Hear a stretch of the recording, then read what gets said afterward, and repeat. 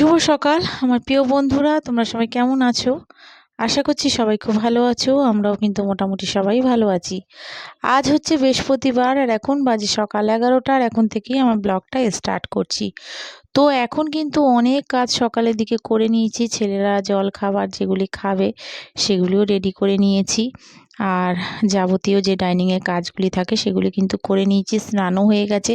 তো ছেলে গেছে জানো তো স্নান করতে, তো ভাবলাম বেডটা ক্লিন করে নিই। তো কবার এসেছিলাম জানো বেডটা পরিষ্কার করতে। তো শীতের বেলা তো তো একদমই জানো তো সকালবেলা কেউই উঠতে পারছে না। তো তোমাদের দাদাভাইও একটু লেট করেই ওঠে এখন। শীতে খুব সত্যি সকালের দিকটা কিন্তু এখন বেশ ঠান্ডা লাগছে। তোমাদের বলেছিলাম না এর আগে যে একদমই ঠান্ডা পড়ছে না, তো এখন কিন্তু বেশ ভালো ঠান্ডা আস্তে আস্তে পড়ছে। তো সকালের দিকটা জানো তো একদমই উঠতে ইচ্ছা করে না, মনে হয় কি চুপ করে শুয়ে থাকি। কিন্তু আমি শুয়ে থাকলেই ছেলেও শুয়ে থাকবে, তো যার জন্য আমাকে সকালে উঠে পড়তে হয়। আর ওই দেখো ছেলে কিন্তু রেডি হয়ে চলে যাচ্ছে স্কুলে। তো এদিকে আবার চলে এলাম ঘরের এবার যাবতীয় কাজগুলি করব। কারণ তখন শুধু বেডটা ক্লিন করেছিলাম, কারণ ও স্কুলে যাবে, তো ওকে রেডি করব। তো সেই কারণে কিন্তু কাজগুলি আর করিনি, তো এখন করে নেব। তো ছেলে চলে যাওয়ার পরে কিন্তু আবার বড় ছেলেকে খেতে দিয়ে দিয়েছিলাম। কারণ দুজনকে জানো তো এই স্কুলের সময়টা না একদম দুজনকে একবারে দিতে পারি না। কারণ ওকে তো একটুখানি রেডি করতে হয়, কারণ ও তো এখনও অনেকটা বড় হয়ে যায়নি যে নিজে নিজে সব কিছু করে নিতে পারবে। তো যার জন্যে ওকে তো একটু হেল্প করতেই হয়।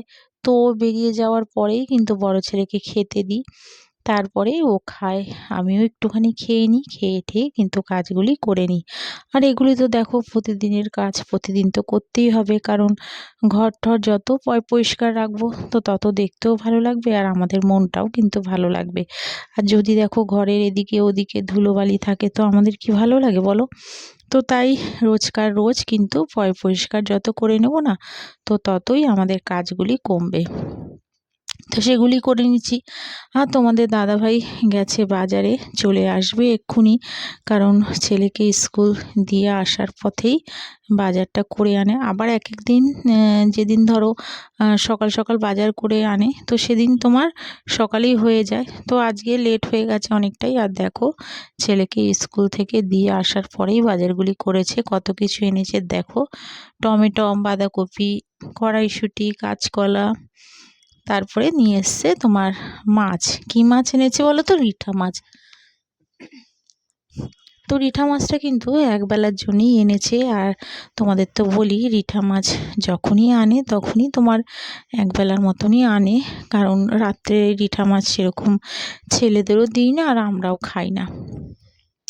তো ওদিকে বাজারটা একটুখানি রেখে দিয়ে আসলাম। রেখে দিয়ে এসে দেখো ঘরের যাবতীয় যে কাজগুলি আছে সেগুলি সব করে নিয়েছি, সেগুলি তোমাদের সঙ্গে শেয়ার করে নিলাম। তো এবার চলে এলাম রান্নায়। তো রান্না তো করতেই হবে, তো আগে করে নেব মাছটা। তো রিঠা মাছটা দেখো করে নিচ্ছি। আর তেলটা কিন্তু বেশ গরম হয়ে গেছে।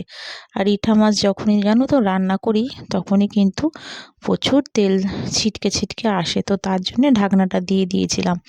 আর এদিকে রিঠা মাছটাও দেখো করে নিচ্ছি। একটু কালো জিরে ফোড়ন দিয়েছিলাম আর দিয়ে দিয়েছিলাম দুটো কাঁচা লঙ্কা। আর ওদিকে পেঁয়াজ, রসুন, আদা একটু পেস্ট করে নিয়েছিলাম, একটু ভালো করে কষিয়ে নিচ্ছি। আর ওদিকে তোমার মশলাটাও রেডি করে নিলাম। হলুদ, শুকনো লঙ্কার গুঁড়ো, জিরের গুঁড়ো, একটু নুন দিয়ে কিন্তু মশলাটা রেডি করেছি। আর এদিকে পেঁয়াজ রসুনটাকে ভালো করে কষিয়ে নিয়ে তারপরে কিন্তু দেখো মশলাটা দিয়ে দিলাম। তো মশলাটাকে ভালো করে কষিয়ে নেব, তারপরে কিন্তু দেব জল। অন্য অন্য সময় জানো তো আলু দিয়েও কিন্তু রিঠা মাছের ঝোলটা করি, খুব ভালো লাগে। তো আজকে কিন্তু ঝাল করছি।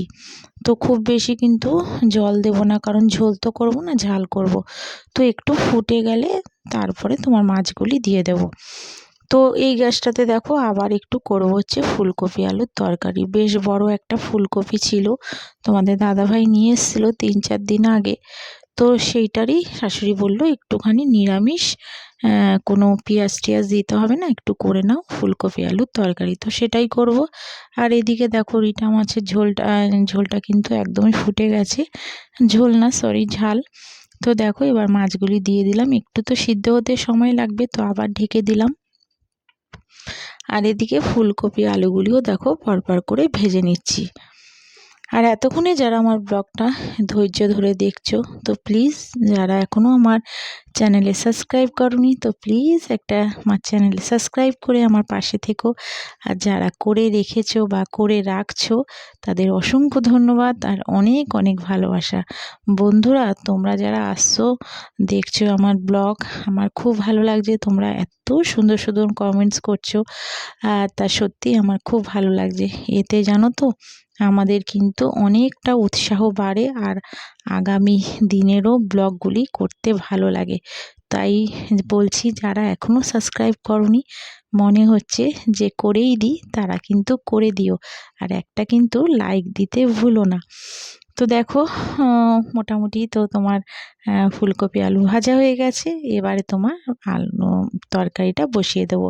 একটু তেজপাতা জিরে ফোড়ন দিলাম, আর দিয়েই দেখো আলুগুলি দিয়ে একটু নাড়িয়ে চাড়িয়ে দিয়ে দিলাম একটু আদাটা কিন্তু একটু বেশি দিয়েছি। তো কারণ পেঁয়াজ রসুন তো দেবো না, তাই আদাটা বেশি দিলাম। আর একটু দিয়ে দিলাম মশলা যেমন দিই ঘরোয়া মশলা সেরকম। তো এর সঙ্গে কিন্তু দেবো কিন্তু কড়াইশুঁটি দিয়ে ফুলকপি আলুর তরকারি সত্যি ভীষণ সুন্দর হয়েছিল। তো খেতেও জানো তো খুব ভালো হয়েছিল। আর দিয়ে দিয়েছিলাম একটু টমেটো।